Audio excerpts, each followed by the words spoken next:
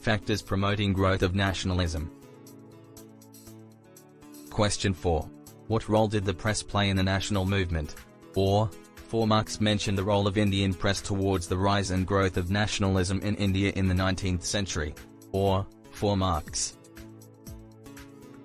Name any 4 newspapers which were published in the later half of the 19th century in India.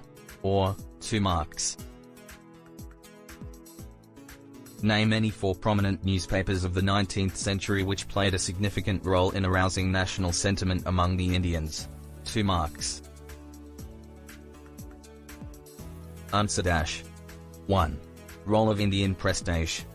Large number of newspapers were published in the later half of the 19th century, such as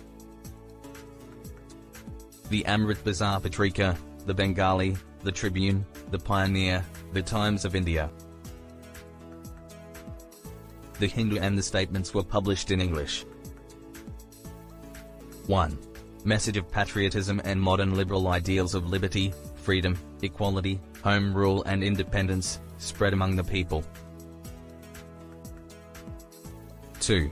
The press exposed the true nature of British rule and carried on daily criticism of the unjust policies of the British government in India. 3. Exchanging of views among different social groups from different parts of the country, thus helping in organizing political movements. 4. It made Indians aware of what is happening around the world, thus helping them to shape their own policies and programs.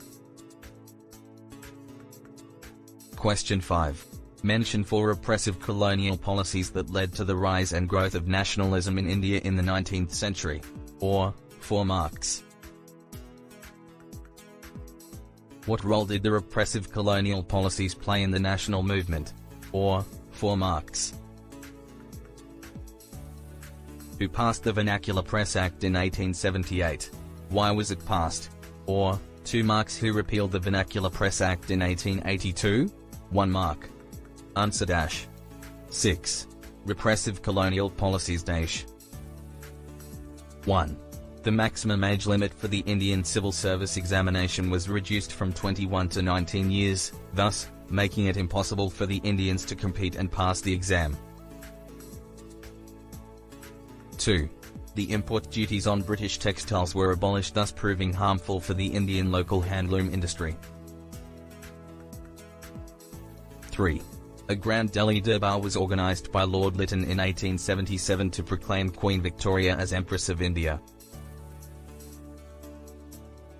A huge amount of money, lakhs of rupees, was spent on it when the entire country was reeling in famine. 4. Lord Lytton introduced the Vernacular Press Act, 1878, and Indian Arms Act, 1878, Lord Lytton. It forbade vernacular newspapers to publish any material that might arouse the feelings of dissatisfaction and incite the Indians against the British government. This act was not applicable to the English newspapers and was repealed by Lord Ripon in 1882. It made a criminal offence for Indians possessing arms without a licence. This act was not applicable to the British.